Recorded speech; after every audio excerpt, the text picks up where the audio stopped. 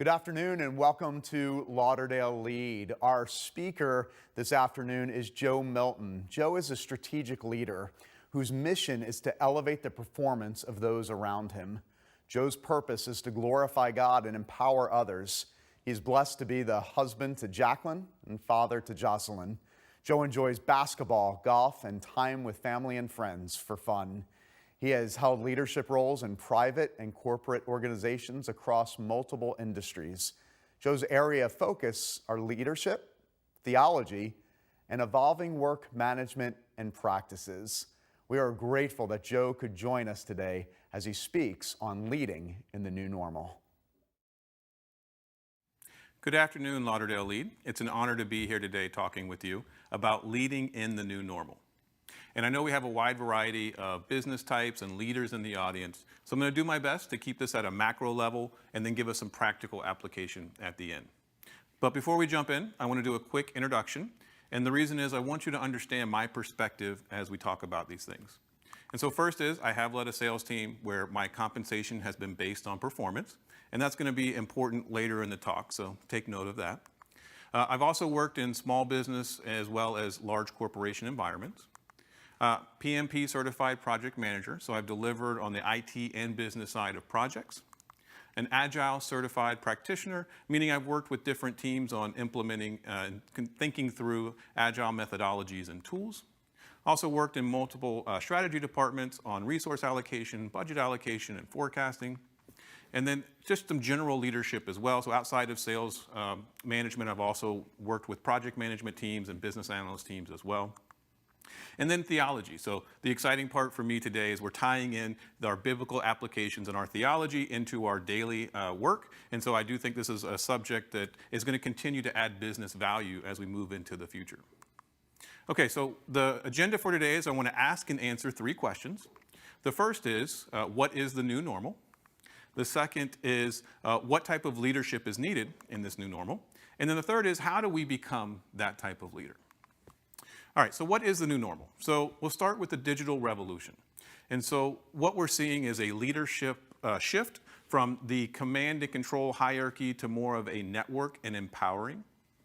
And so Seth Madison, in his book, The War at Work, did a great job of making the case for this and showing how exponential reach and unprecedented access and hyper-immediacy are creating and driving this trend to more of a network. So if you want to go deeper, I'd recommend that book. And then on top of that, we also have an increased rate of change. And so if you look historically, the industrial revolutions were about 100 years apart.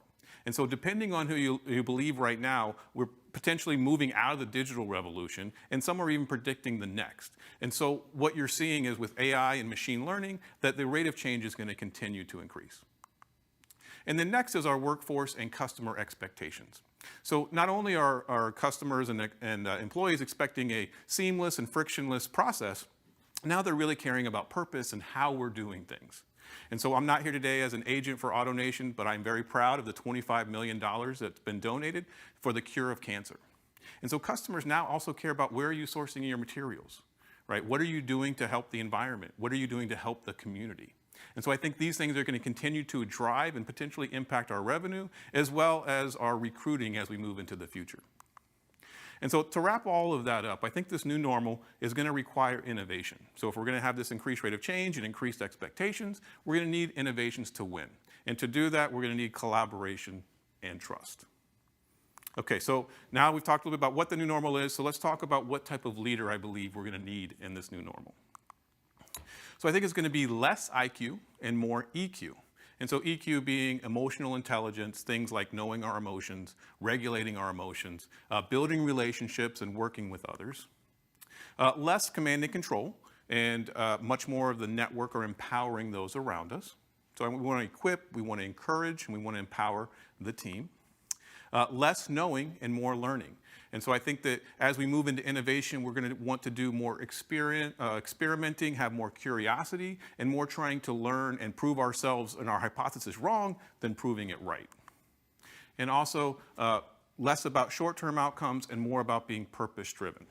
And so Simon Sinek, in his book, The Infinite Game, he did a great job showing that even though we need short-term results, we got to pay the bills, but that in the long run, if you focus on the purposeful decisions, it'll actually provide better long-term results.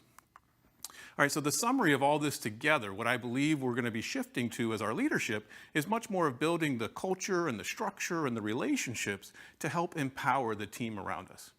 And Frances Fry, in her book, Unleashed, gave some great tools on this as well. And I loved her definition of justice when she was talking about empowering those around us. And she said it's high standards and high devotion, which sounded a lot like the gospel to me.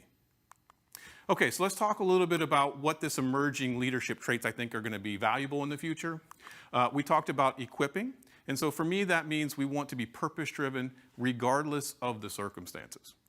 We want to be intentional, which intentional to me means we want to focus on what we can control.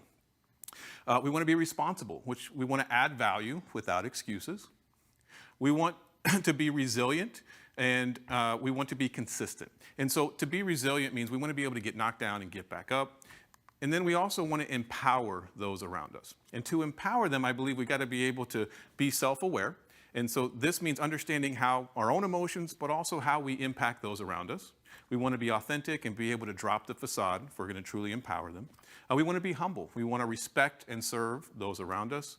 We want to be curious. I want to ask good questions. And then growth-minded. So Carol Dweck, in her book, Growth-Minded, Growth-Minded is a great opportunity to grow in understanding that. All right, so encourage. We want to be empathetic. We want to truly understand how others are feeling.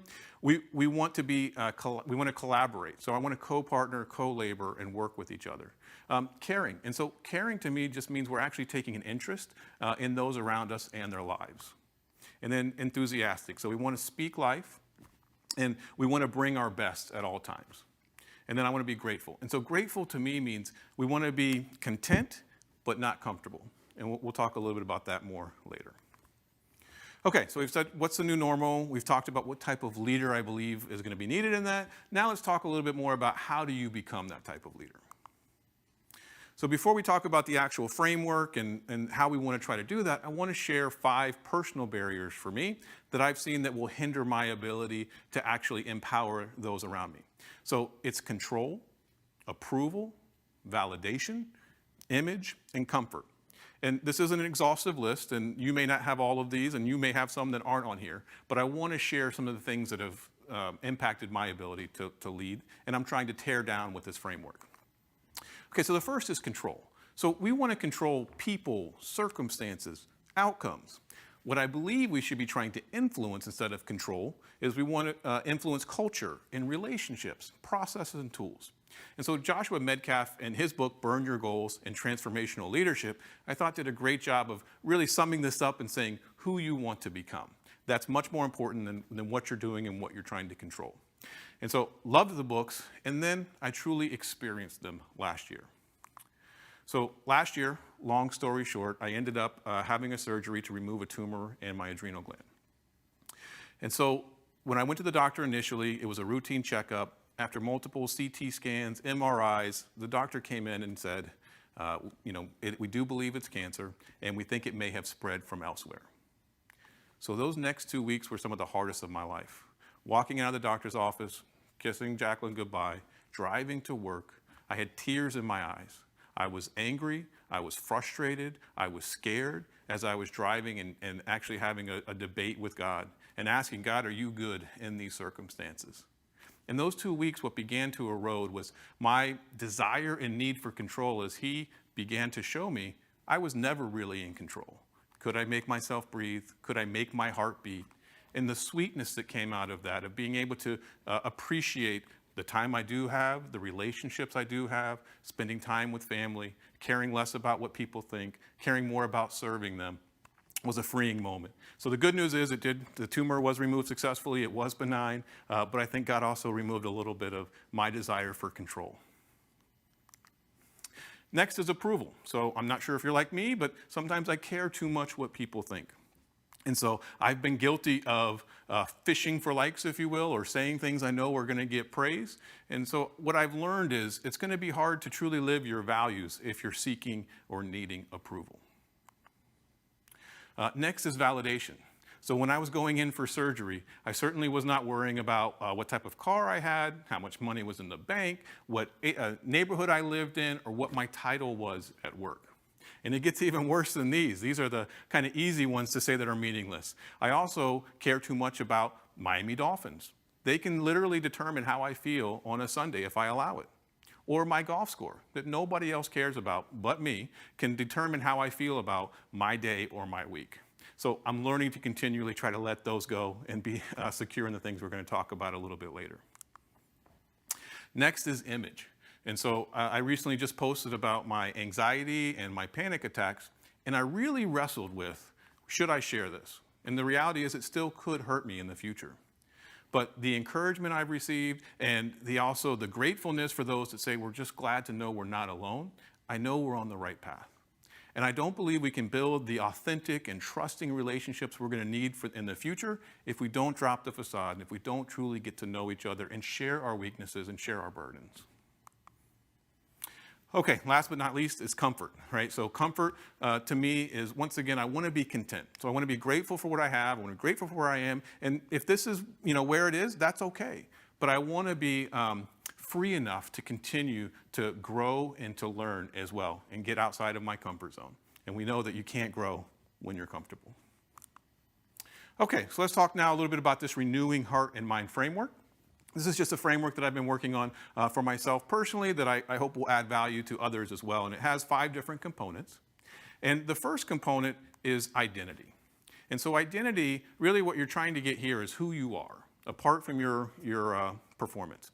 And this is a personal application, so this doesn't apply to team. This is for you personally. And the outcome here is you want is security. And so for me personally, this is found in the gospel of Jesus Christ, that I'm fully known, fully loved, fully accepted, apart from my merit. Now, I don't expect everyone to believe what I believe, but I do encourage and challenge us all to think about where is your value, worth, and security. And I challenge us to put it into something that's bigger than our performance and that can't be lost. And one of my friends was asking, what do you think the most important component is? And I do believe it's identity. And the reason is, if we don't have our security in something outside of our performance, I don't think we'll be free enough to truly implement the things we're going to talk about next. So next is purpose. So purpose here is, your why and your strengths. This is personal and or team. And we want to have direction here. I think of purpose as a North Star. So purpose for me is thinking about, what's going to matter in the end to you. What are my strengths and my gifts, and how can I use those? And what's the path I want to be on for the end? And then next is values. And so values, if purpose is the North Star, I see values as our navigation for the daily life. And so for values, we want principles. This is personal and or team. And values gives us those guidance for those daily decisions and things we need. So the 2 books I mentioned earlier from Joshua Medcalf, Burn Your Goals, Transformational Leadership, were great for helping to define these if you want to go deeper. But the main concept is we want to make sure we understand who we want to be and what our non-negotiables are, and that helps us drive our daily decisions. And next is mindsets. And so mindsets, this is our worldview, and so this is for ourselves and or our team. And what we want here is clarity. And so I talked a little bit earlier about Carol Dweck and the growth mindset. And really what I learned as I studied that is there were times in my life I've had a fixed mindset. And teams can have that as well. And what I mean by a fixed mindset is, like when I was in school, I would at times take easier classes to get an A than I would to take harder classes to challenge myself. And so teams can do the same thing. I also think of mindsets in a sense of attitude, right? So I remember one of the sales managers would always say, "You can't steal my joy." That's a mindset, that's an attitude that I think is beneficial as well. And so last is habits. And so habits, this is our intentionality. These are things we want to embed in our daily lives. This is about being consistent, and this is for ourselves and our teams. So for me personally, this is things like meditation and prayer and family time and reading the Bible with my daughter and all the things that are going to add to the structure that I'm trying to put in, which is, reinforcing my identity, my purpose, my values, and cultivating and reinforcing those mindsets as well. So all of this, once again, it's called renewing because it's not a one and done. The goal is that we define these and then we continually refine them and we work on them, and it's transforming by this renewing heart and mind. That's a consistent process. So a lot of times people will talk about, when you talk about culture change, so I define culture change, how things are done around here, the unwritten rules. They're really made up of those values, mindsets, and habits. So if you're asking, how do I change culture? To me, those are the areas that you want to focus on. Okay, so next question is, how do we know it's working? I know that we have a lot of business individuals, and we care about results. And so I'm giving you some certain potential metrics and some certain ways you can measure them. But here's what I want to challenge us with. We want to focus on the outcomes or the metrics when we're designing things. I want to get us away from focusing on the outcomes when we're in the middle of executing and there's nothing we can control that actually is going to impact that, besides focusing on the things that we can control in our values and our mindsets and our habits.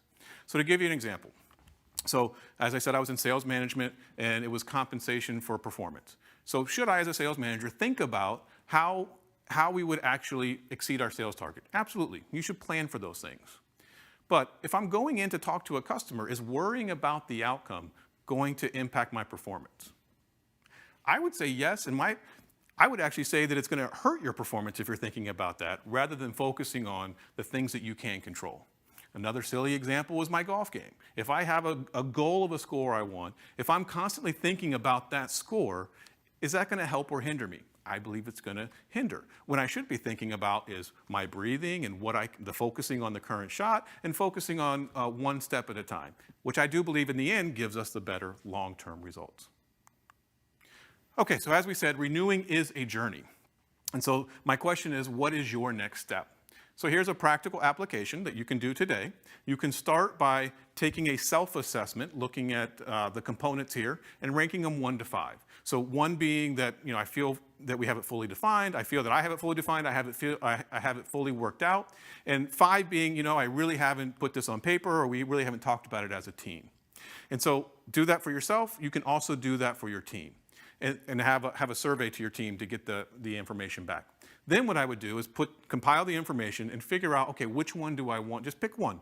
Which one do I want to go improve on over the next couple weeks? And that would be defining it, and that would be reinforcing it consistently with yourself and with your team. So thank you. I really appreciate your time today. If you want to connect, here is my LinkedIn, as well as my email and my cell phone. If you're interested in the slides or have any feedback, I would love to hear it. I really appreciate you taking the time to listen to me today, and I hope you have a great week. Thank you.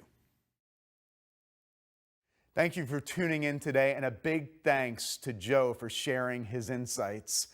Also, it's important to mention that Joe is a faithful member here at Coral Ridge Presbyterian Church and one of our deacons, and we're so grateful for his leadership in our church and in the community. We hope that you've gained some valuable leadership principles today to help you lead well during these unprecedented times. Please join us for the next virtual Lauderdale Lead, which will take place on November 19th at 12 p.m. right here at crpc.tv.